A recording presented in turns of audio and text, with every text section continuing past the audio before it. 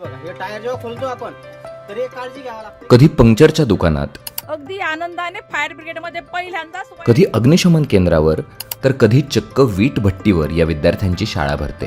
सुकलेली वीट त्यांनी भट्टीत टाकली आणि भट्टीतली वीट अशी लाल झालेली मजबूत वीट ही भक्कम. उज्ज्वला वाडेकर या पाथरी इथं जिल्हा परिषदेच्या शाळेत शिक्षिका म्हणून काम करतात. पाठ्यपुस्तकांच्या बरोबरीने विद्यार्थ्यांना रोजच्या जगण्यातलं ज्ञान असावं, शालेय शिक्षणासह व्यावहारिक शिक्षणही विद्यार्थ्यांना मिळावं, यासाठी उज्ज्वला वाडेकर भिंती पलीकडेही एक वेगळाच वर्ग भरवतात.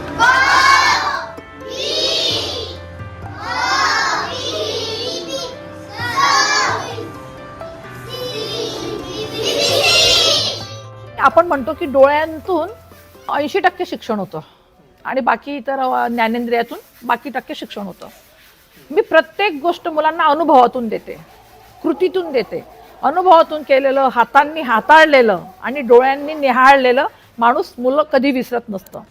जर ते आपण कृतीतून केलं, मुलांसाठी काय अक्षर म्हणजे पण चित्रच आहे.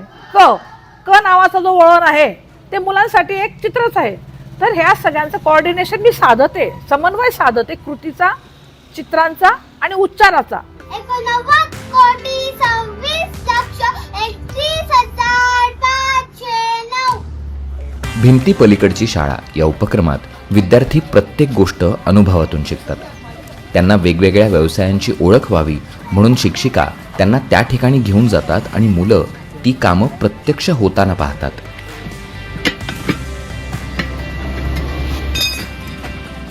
शनिवारी शाळा सुटल्यानंतर रविवारी अख्खा दिवस आणि शासकीय सुट्यांच्या दिवशी मी मुलांना अशा पद्धतीने परिसरात घेऊन त्यांना ते प्रत्यक्ष अनुभव देत असते. प्रत्यक्ष अनुभव मुलं विसरत नाहीत.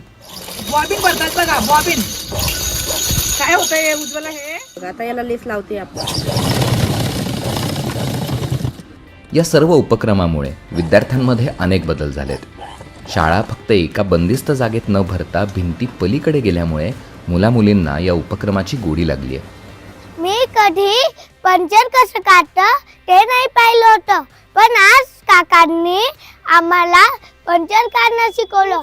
आंटीने आम्हाला टेलर चॉक दाखवला, बॉबिन दाखवली, मशीन कसं चालतं, ब्लाऊज कसं शिवतं ते दाखवलं. वेगवेगळे ब्लाऊज त्यांना लेस लावतात आणि माझा घागरा सुद्धा त्यांनी शिवला होता.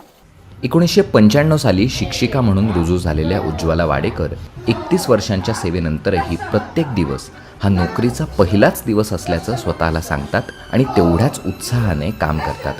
2014 साली त्यांना आदर्श शिक्षिकेचा पुरस्कारही मिळाला. AIच्या जगात सुद्धा मुलांना अनुभवातून ज्ञान मिळावं यासाठी त्या विशेष प्रयत्न हा करतात. दगडी कोसा मध्ये टाकून त्यांनी ही वीट भट्टी तापवलेली आहे. अक्षर वाचन जर AI करून घेत आहे आपल्याकडनं, वेगवेगळ्या व्हिडिओमधून हे सगळं नॉलेज मिळत आहे, पण याच्याने काही मुलांना अनुभव येणार आहेत का? याच्याने मुलांना बाहेरचं जग दिसणार आहे का? नाहीच. तर हे बाहेरचं जग दिसावं, बाहेरच्या गोष्टी कळाव्यात, बाहेरचं ज्ञान त्यांच्याकडे मिळावं आणि प्रत्यक्ष मिळावं व्हिजिट करून, तर ते खूप महत्त्वाचं आहे. म्हणायचे ना की मी घरी बघायला येईल. आपल्या या उपक्रमासोबतच उज्ज्वला विद्यार्थ्यांची कौटुंबिक स्थिती जाणून घेण्याचा प्रयत्न करतात. त्यासाठी त्या रात्रीच्या वेळी विद्यार्थ्यांच्या घरी अचानक जाऊन भेट देतात. माझा खूप वर्षांपासूनचा हा एक आहे पायंडा की मी रात्रीच्याला शाळा सुटल्यानंतर साधारण 7:30-8च्या दरम्यान गावात व्हिजिट करते. महिन्यातून साधारण माझ्या 2 व्हिजिट होतात, महिन्यातून 2 व्हिजिट. पण सर मला गावातल्या प्रत्येक पालकाची कौटुंबिक स्थिती, आर्थिक स्थिती आणि भौगोलिक स्थिती कळून जाते. मी बेधडक घरात शिरते. त्यांच्या घरातलं मला वातावरण काय आहे ते कळतं. त्यांच्या घरात किती सलोखा आहे, घरात किती लोक आहेत, घरात काही आई बाळाला घेऊन अभ्यास करते का, त्या माहितीमुळे काय होतंय मला पण पूर्ण कळतं की याची फॅमिली काय आहे आणि त्याच्यावर कशी ट्रीटमेंट आपण वर्गात केली पाहिजे. मराठी शाळा वाचाव्या यासाठी राज्यभरातनं आवाज उठत असताना मराठी शाळा केवळ वाचवण्यावर नाही तर त्या उंचावण्यावर भर देणं उज्ज्वला यांना महत्त्वाचं वाटतं. मराठी शाळा वाचवल्याने पाहिजे, मराठी शाळा वाचवून उंचावल्या पाहिजेत. शिक्षक हा त्यातला मुख्य घटक आहेत, पण शिक्षक, पालक, विद्यार्थी आणि पूर्ण अवघा समाज यासाठी म्हणजे प्रयत्नशील व्हायला पाहिजे. गाव शाळेत आलं पाहिजे, शाळा गावात पोहोचली पाहिजे, म्हणजे हे सगळं एकरूप झालं पाहिजे. जेव्हा गाव शाळेत आणि शाळा गावात एकरूप होईल ना सर, तेव्हाच खरं गावाची शैक्षणिक प्रगती होईल. त्याच्याशिवाय गावाची शैक्षणिक प्रगती होणारच नाही.